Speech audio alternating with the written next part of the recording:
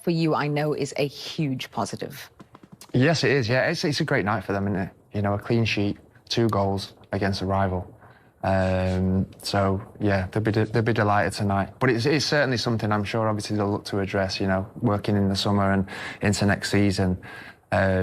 It's too many goals to concede in a season. You know, to give yourself half a chance of being up there, you need to eradicate that.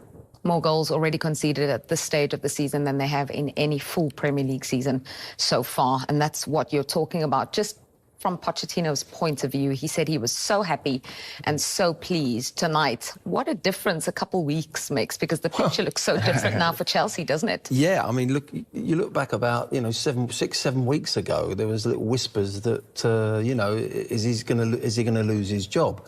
I'm really pleased for him because I like Mauricio. He's a great man. He really is a nice man, and I'm pleased to see him turning it round. Actually, he's got that consistency in results.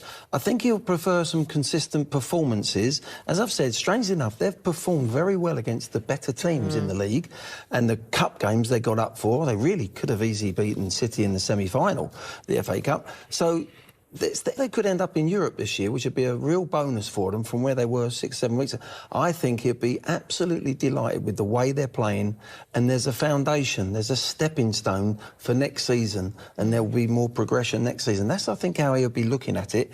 If European football comes along, that's a bonus. I'm going to take a closer look at one aspect of Chelsea's play tonight, and that's the role of Marc Cucurella. I think you're going to lead us on this, Glenn. What he was doing and how that freed up Cole Palmer. Yeah, tactically it was something quite different. They did it in the second half against Villa, and they totally dominated the game. But we see Cucurella, look, going, he's not the only left back that's gone into that midfield area. But the key to it, the reason they've gone in there is because Palmer played on the right-hand side in that little pocket there and was free to make little runs and get 2v1s against Emerson Royale. And that was very clever from Chelsea. I think that surprised Tottenham. The midfield couldn't get hold of Palmer at all. Again, Cucurella goes in there, makes the spare player. 2 Tottenham players go in there and mark him. Look, there he is, free as a bird, and he's hurting you in them positions. And that's when they were very progressive. That was tactically very good for them tonight from Chelsea. And the slight change, which I think they learnt from the second half when they were 2-0 down against Villa. It is quite different for Chelsea to do that as well. I think we're very used to seeing the likes of Man City do that with the fullbacks. So it is a different tactic from them tonight, which I thought, like you said, worked very well. Also, you know, the Tottenham player has to go back in and track him, which just leaves the one up top, which, you know, the 2 centre-backs can control.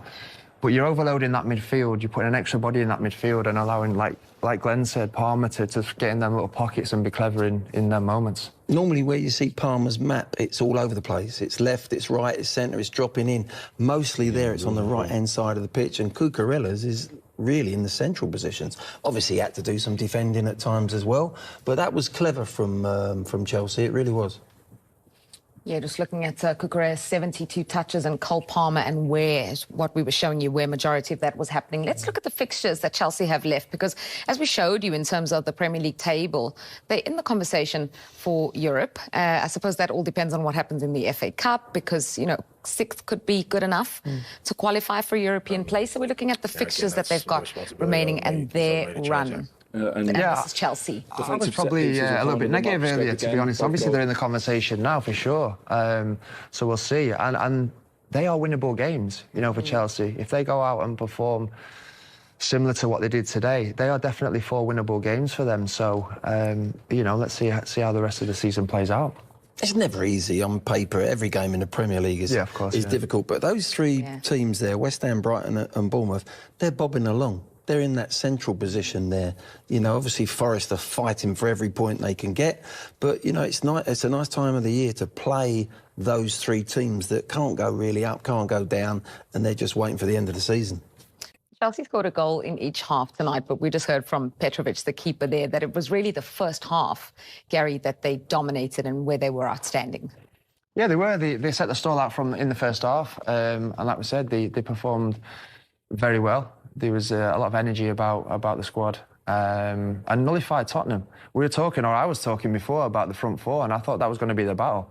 You know, the back 4 for Chelsea, who have not played many games together, up against, you know, 4 established strikers that can cause a threat. And it was a total opposite. Chelsea's back four was in control, nullified the threats. Went from strength to strength.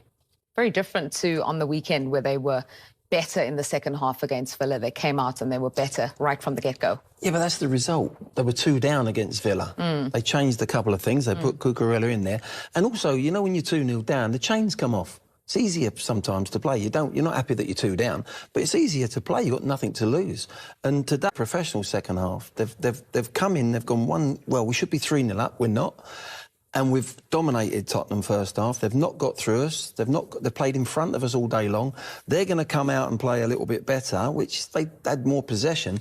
But Chelsea were very professional in the sense that you can play in front of us, you're not getting in behind us.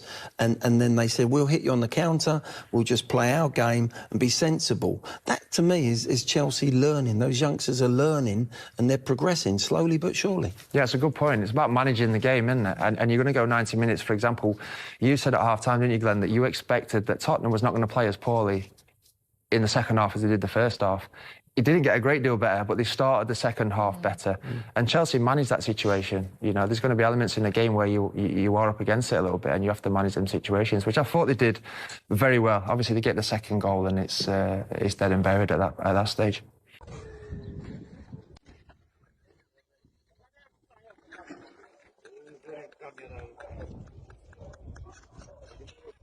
Yeah.